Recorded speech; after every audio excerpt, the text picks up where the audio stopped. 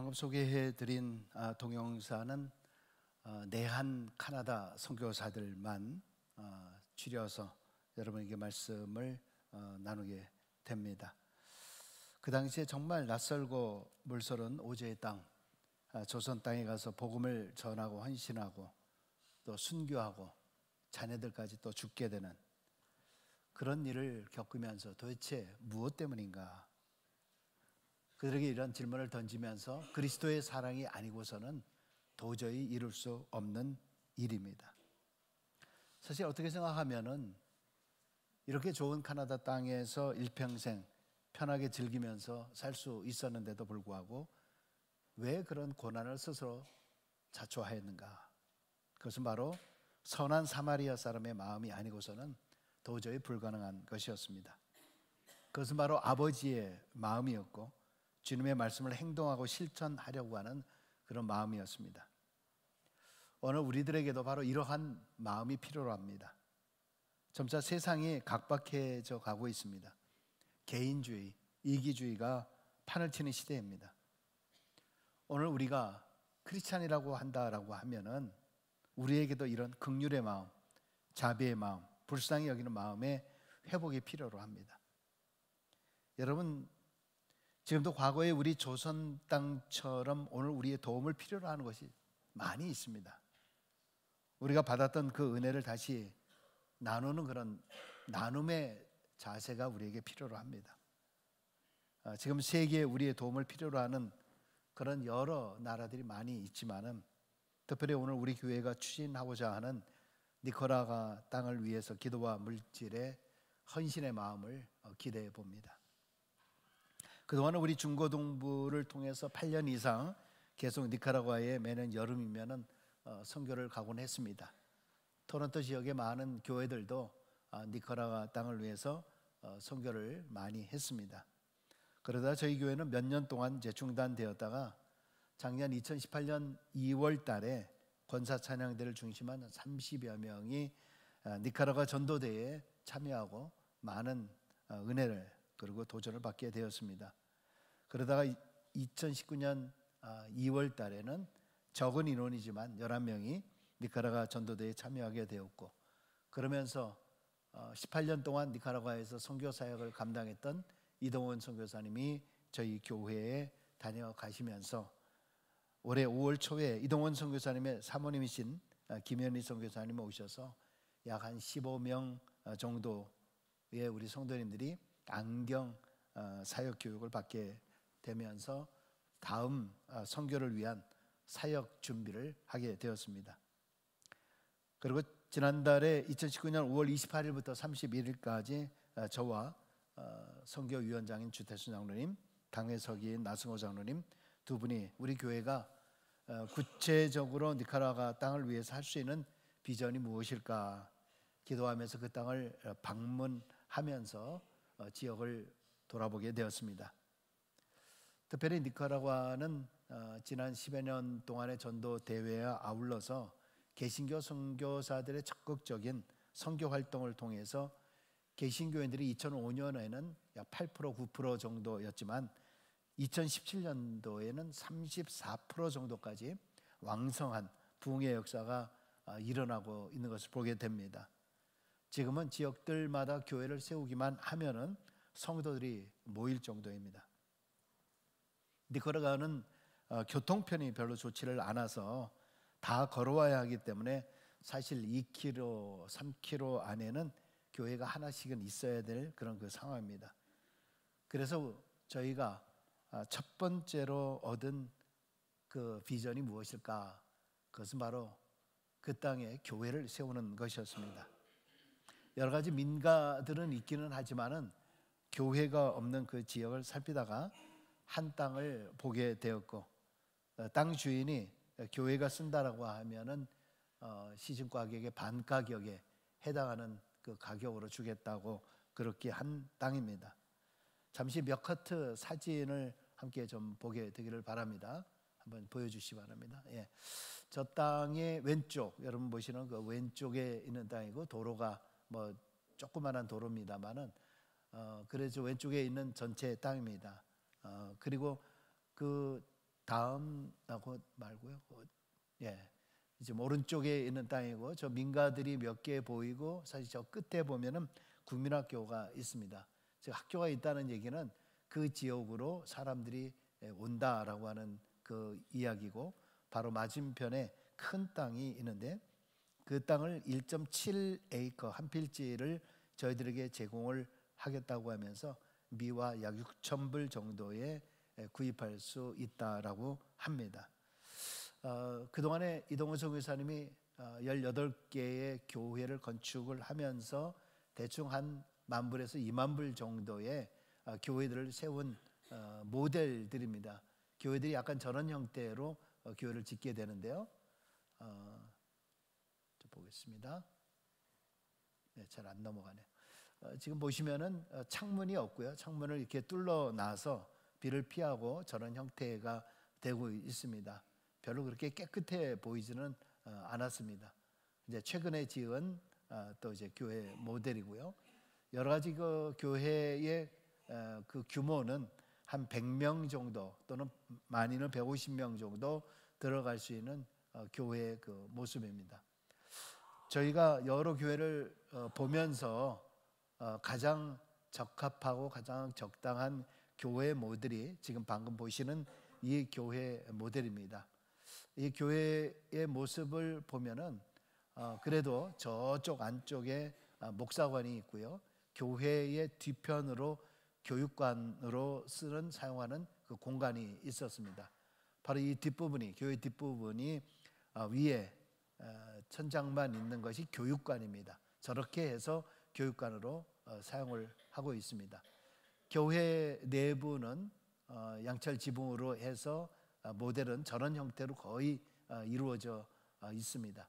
즉 우리가 교회를 세우는 것도 있지만 그 안에 교회 내부에 강대상이라든가 드럼이라든가 니카라과 사람들이 음악을 좋아하기 때문에 이것을 비치해 놓고 앉는 의자들을 전체 이렇게 놓게 됩니다. 교회, 저희가 모델로 삼는 교회 모양인데 저 옆을 보면은 유리로 되어 있습니다. 딴 데는 유리로 되어 있지는 않습니다. 다 그냥 벽돌로 그냥 되어 있는, 브로커로 되어 있는 곳인데 이것은 그래도 유리로 되어 비교적 잘 되어 있는 곳입니다. 아까 벽돌로만 되어진 것은 15,000불, 20,000불 정도면은 교회만 그렇게 질 수 있는 것이지만은 이렇게 유리로 하게 되면은 한 5,000불 정도가 더 든다고 합니다. 위에 저렇게 천장이 저런 식으로 되어 있고요. 그다음 저 옆쪽으로 이제 목사관을 세웠습니다. 목사관도 저렇게 짓는데 한 8,000불 정도 드는데 저희가 저것까지 지금 해야 될지 안 해야 될지 지금 저희가 이제 고민을 하고 있습니다. 당장 목사관이 들어가야 되는지 그거는 잘 모르겠습니다만은 저 목사관까지 다 짓는다라고 할 경우에는 저희가 생각하는 것보다는 땅과 그 다음에 보통은 다 벽을 치게 됩니다. 이게 타 교회에서 지금 만들고 있는 그 교회의 모습인데 보시다시피 담장을 치고 이제 교회를 짓고 있습니다. 대충 교회의 모양은 저런 형태로 세우고 있는 곳이었습니다. 저렇게 이제 교회를 세우고 땅을 세우고 담장을 세우고 교회 내부 시설 등을 하게 되면 약 미화 50,000불 정도, 약 캐나다 한 65,000불 정도가 소요될 것으로 그렇게 생각을 하고 있습니다.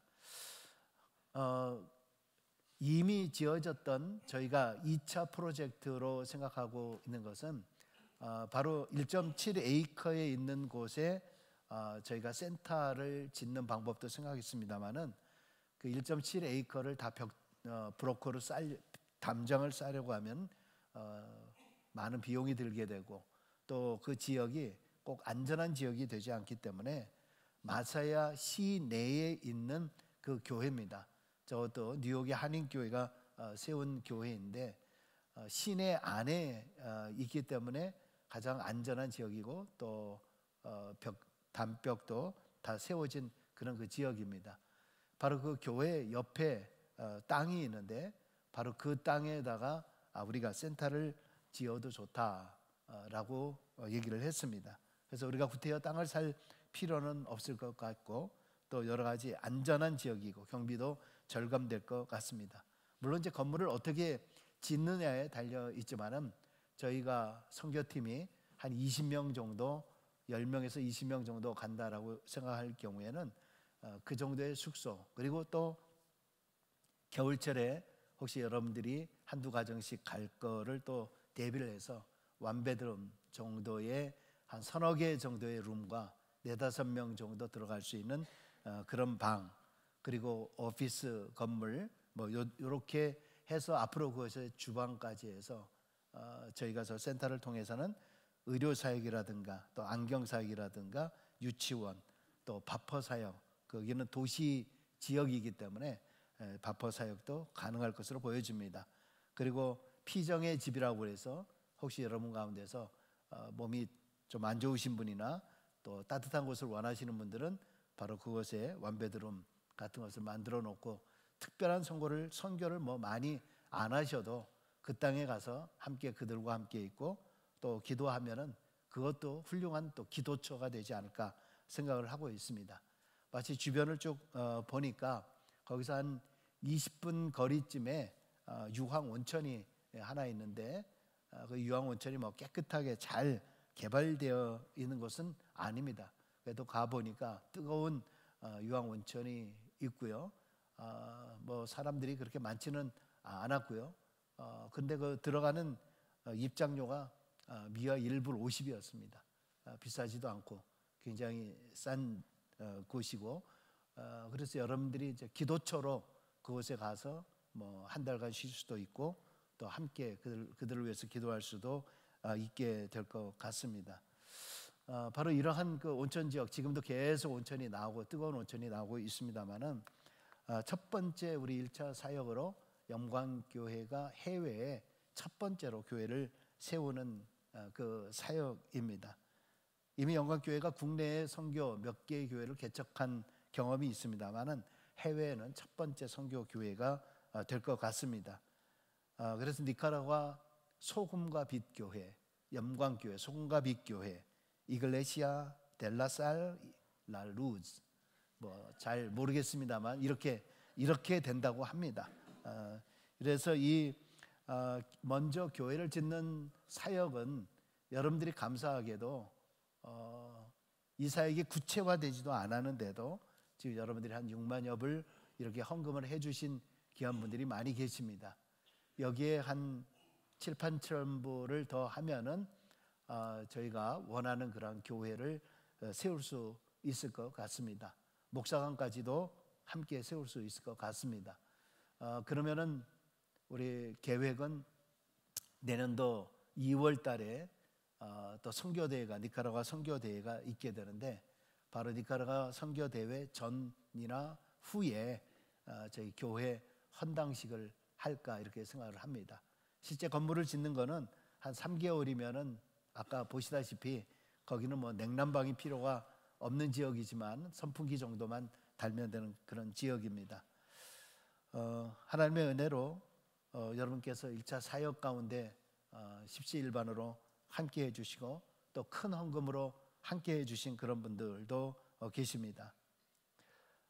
우리 캐나다 선교사들이 이 땅에 와서 교회도 지었을 뿐만이 아니라 병원 또 학교 고아원 여러 가지 사역들을 감당함을 통해서 우리 한국의 근대화에 크게 이바지했던 것을 기억을 하면서 저희가 작은 사역들이지만은 현재는 이 작은 사역들을 통해서 하나님의 놀라운 역사가 또 그 땅에 세워지리라고 믿고 앞으로 장차 이런 일들을 통해서 후에 니카라가 계신 교회들이 나중에 한국에 있는 교회들이 캐나다에 있는 한국 교회들이 이렇게 우리를 도왔다, 우리와 함께했다라고 하는 그런 선교 보고가 그들의 강단을 통해서 펼쳐지게 되기를 한번 소원을 해보고 있습니다. 여러분 평생의 소원으로 이 일에 함께 또 동참을 하시고 적지만은 그래도 내가 함께 하겠다라고 하는 그런 귀한 마음이 있어지기를 원하고 또 여러분의 힘이 없다면 여러분의 주변의 사람들을 통해서 마치 병원도 혼자 세워진 것이 아니라 주변의 사람들에 의해서 세워지는 것처럼 우리의 작은 사역들을 통해서 또 다른 또 혹시라도 병원도 세울 수 있고 더 큰 또 사역들도 할 수 있을 거라고 생각합니다. 오늘 말씀은 선한 사마리아인의 비유로 알려진 유명한 말씀입니다. 우리는 대부분 선한 사마리아 사람 하면 머릿속에 딱 떠오르는 것이 불쌍한 사람들에 대해서 자선과 구제가 중심이다, 이렇게 우리는 먼저 생각을 하게 됩니다. 그러나 이 말씀을 들어가 보면 복음적 교훈의 그런 말씀으로 시작하는 것을 보게 됩니다. 자, 먼저 어떤 율법사가 예수님을 찾아오게 되죠. 이 율법사가 예수님을 찾아온 것에서부터 이 비유가 이제 나오기 시작을 하는 겁니다. 자, 그런데 이 율법사의 질문이 어떤 사회적인 책임이나 구제 활동에 대해서 질문한 게 아니었습니다. 그가 질문한 것은 영생의 문제를 질문을 했습니다. 내가 무엇을 하여야 영생을 얻겠습니까? 무엇을 하여야 구원을 얻겠습니까? 바로 이 구원과 영생에 대한 문제의 답변을 예수님이 하신 것입니다. 자, 그런데 이 율법사가 과연 성경에 나오는 이러한 모든 것들을 몰라서 질문을 했었을까? 여러분, 당시 유대 사회에서의 율법사라고 하는 그 위치는요, 성경을 제일 잘하는, 제일 유식한, 성경에 대해서는 최고의 학식 있는 사람입니다. 이거를 예수님에게 질문했다라고 하는 얘기는 예수님을 골탕 먹이려고 하는 그런 의도가 깔려 있다는 것을 볼 수 있습니다. 그래서 신앙생활의 가장 중요한 문제라고 생각할 수 있는 이 영생의 문제를 예수님께 질문을 했던 겁니다. 그런데 예수님께서는 다시 오히려 역으로 그에게 질문을 하게 되죠. 그것이 바로 26절과 27절의 말씀입니다. 같이 있습니다. 예수께서 이르시되 율법에 무엇이라 기록되었으며 내가 어떻게 읽느냐? 대답하여 이르되 내 마음을 다하며 목숨을 다하며 힘을 다하며 뜻을 다하여 주 너의 하나님을 사랑하고 또한 내 이웃을 내 자신같이 사랑하라 하는나이다. 여러분 보십시오. 성경에 보면은 조금도 머뭇거리는 점이 없습니다. 율법사는 망설임도 없이 즉시 이렇게 대답을 합니다. 이 이야기는 자기가 질문을 했지만 그 질문에 대한 대답을 자기가 다 가지고 있다라고 하는 그 말입니다. 그렇다라고 하면 거기서 끝내야 하는데 이 율법사가 또 질문을 또 하게 되죠. 29절입니다. 29절. 그 사람이 자기를 옳게 보이려고 예수께 여짜오되 그러면 내 이웃이 누구입니까? 내 이웃이 누구입니까? 그런데 성경을 보니까 성경에는 내 이웃이 누구입니까? 라고 하는 그 질문보다도 성경에서 말하고 있는 이 율법사의 의도에 대해서 성경은 설명을 하고 있죠. 뭐라 그랬습니까? 그 사람이 자기를 옳게 보이려고. 그 사람이 자기를 옳게 보이려고. 자, 그러니까 지금 율법사가 예수님 앞에 나와서 던진 질문의 의도 자체는 자기의 의를 나타내기 위해서, 자신이 이런 존재다라는 것을 보여주기 위해서, 진짜 구원받은 자로서의 그의 본질을 나타내 보이는 것이 아니라 껍질적인 것. 바로 여기에 대해서 예수님께서는 당시의 율법사 바리새인 서기관들의 그릇된 신앙관을 깨치기 위해서 내 이웃이 누구인가에 대한 답변을 오늘 이 비유로 설명하신 것이 오늘 본문의 말씀입니다. 여러분, 오늘 말씀은 단순히 불쌍한 사람을 도우라 라고 하는 것이 초점이 아닙니다. 영생의 문제를 질문한 율법사에게 누가 이웃이냐, 참된 이웃을 가르쳐 주려는 데 목적이 있고, 또 단순한 영생만 받는 것이 아니라, 단순한 구원만 받는 것이 아니라 결과적으로 이러한 사마리아 사람의 행위를 본받아서 그러한 행위와 영생과 연결되어 있다라는 것을 가르쳐주고 있을 뿐만이 아니라, 지금 이 말씀을 통해서는 유대인이나 사마리아인이나 다른 사람들과 차별이 없이 모두를 구원하시려고 하는 것, 이것이 결국 하나님의 뜻이고 율법의 가르침이다라는 것을 말씀하고 있는 것입니다. 자, 그런데 오늘날 우리의 세상은 너무나 안타깝게도 차별이 없는 세상이 아니라 차별이 있는 세상입니다. 더구나 지금은 나만 살면 된다. 우리 신앙인들조차도 나만 구원받으면 된다. 마치 이것은 제사장이나 레위인과 같은 그러한 사람들이 너무나 많다는 거죠. 우리 교회 안에도 많이 있습니다. 여러분은 어떻습니까? 제사장이나 레위인은 강도 만난 사람을 그대로 지나쳐 버렸습니다. 그런데 사마리아 사람이 강도 만난 사람을 도왔습니다. 사마리아 사람들은 유대인으로부터 개 취급을 받았던 사람들입니다. 그런데 오히려 차별받았던 사마리아 사람은 이 사랑을 차별 없이 구체적으로 실천하게 됩니다. 그러면 어떻게 구체적으로 실천을 하게 됩니까? 첫 번째는 사마리아인에게 불쌍히 여기는 마음이 있었다라고 하는 것입니다. 33절 같이 읽습니다. 33절. 어떤 사마리아 사람은 여행하는 중 거기 이르러 그를 보고 불쌍히 여겼다. 불쌍히 여겼다. 여러분, 이 불쌍히 여겼다라고 하는 이 말이 얼마나 중요한 말인지 모릅니다. 이게 바로 하나님의 마음이고 예수님이 품으셨던 마음입니다. compassion. 이것은 헬라어 사전에 찾아보니까 에스프랑크니스테라고 하는 그 말로 되어 있습니다. 바로 이 말은 뭐냐면 내장을 뒤집을 정도로 그렇게 아프다라고 하는 그런 얘기입니다. 애가 끓는다. 여러분, 우리가 내 자식에 대해서 어떤 일을 닥칠 때 애가 끓게 되는 경우, 그건 내 자식이니까 너무나 눈물이 나는 거죠. 그런 아픔을 느낄 정도로 연민의 정을 느끼는 그런 단어를 말합니다. 여러분, 실제로 예수님께서 3년 동안 공생애를 하시면서 항상 하셨던 말씀 앞에 어떤 말씀이 있습니까? 예수께서 무리를 보시고 뭐라 그럽니까? 불쌍히 여기셨다. 꼭 그런 단어들이 나옵니다. 이 불쌍히 여겼다는 말은 예수님께서 그냥 불쌍하다, 왜 저럴까, 그냥 불쌍하다 그런 것이 아니에요.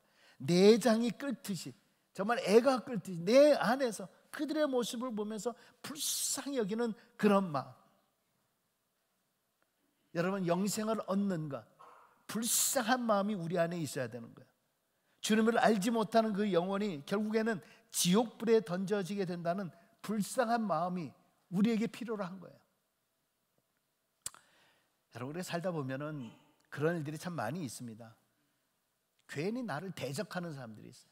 괜히 나에게 시비 거는 사람들이 있어요. 나에게 정말 내가 선으로 대하는데도 불구하고 악으로 대하는 그런 사람들이 있습니다.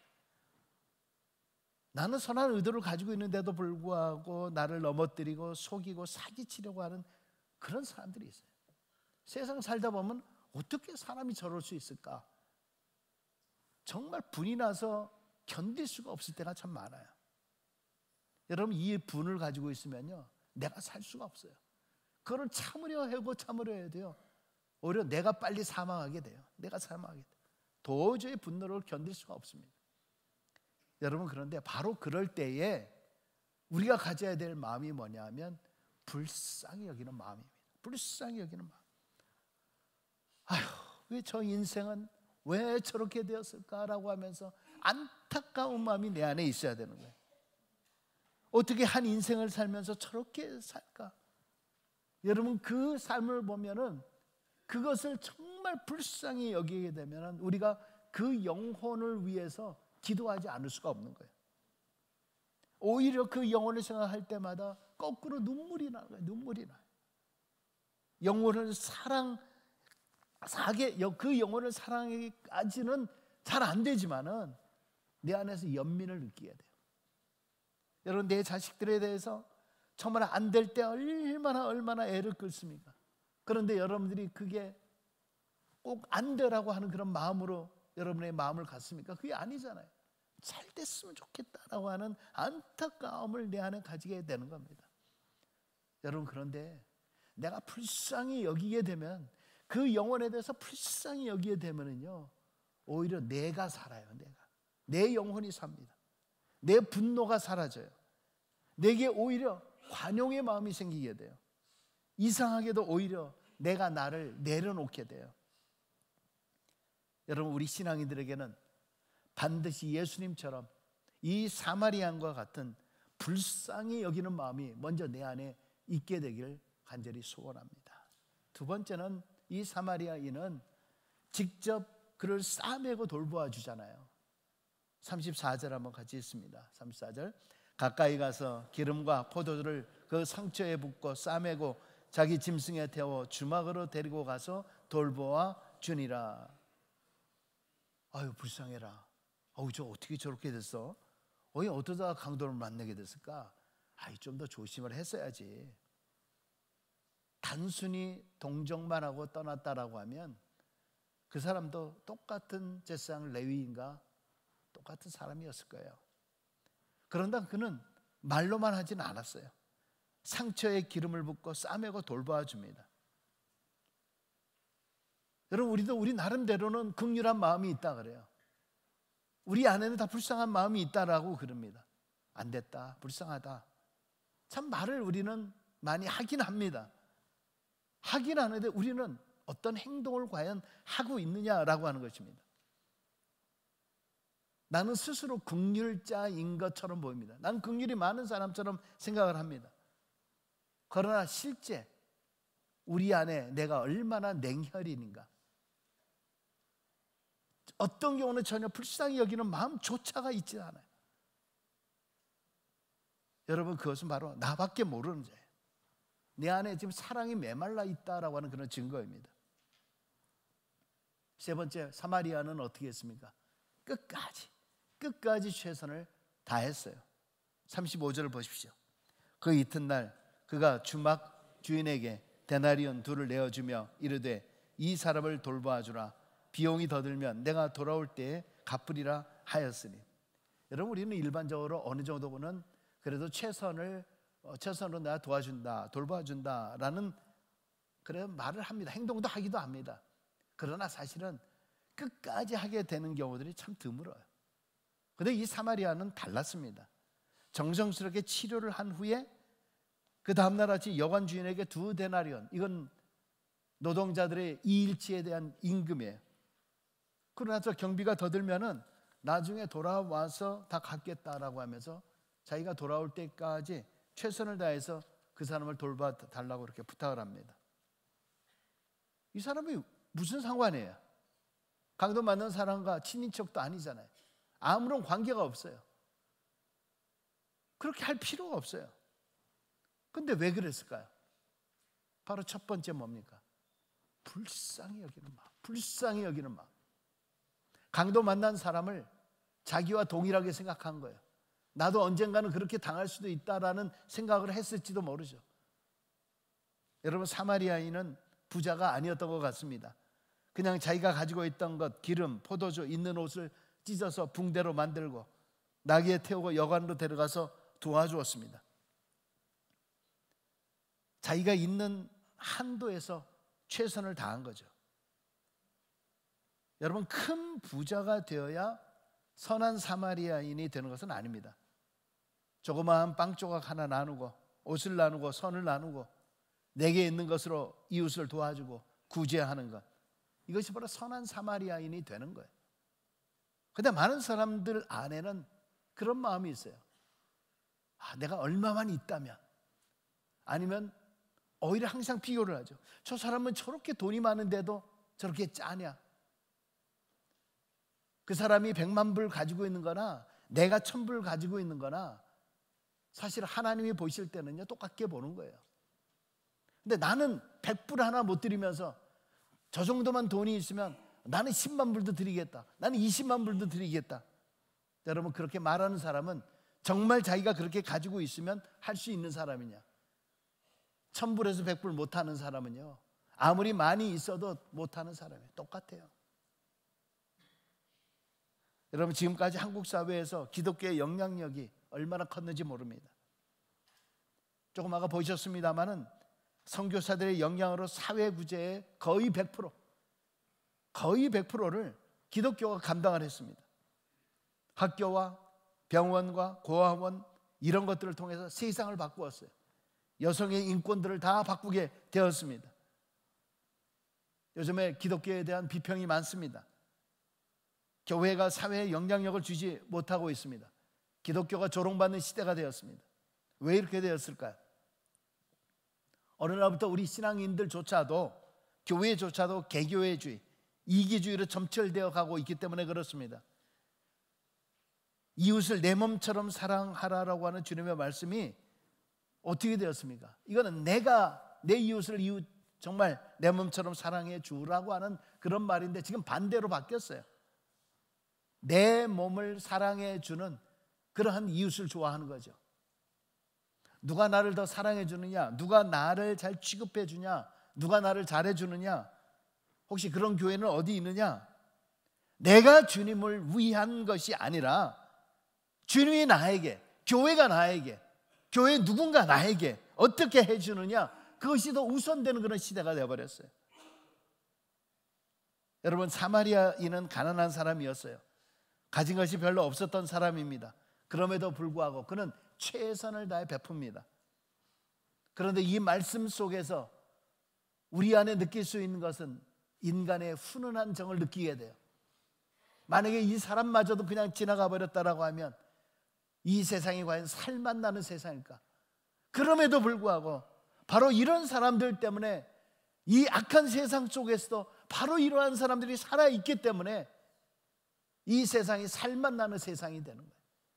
이기주의로 점철되어 있는 이 세상 속에서도 그래도 누군가를 생각할 수 있고 누군가를 불쌍히 여길 수 있는 사람이 있다는 것 때문에 세상이 아직도 훈훈한 정이 있고 아름다운 사랑이 있고 교회가 그런 사랑들이 넘치게 되는 거예요.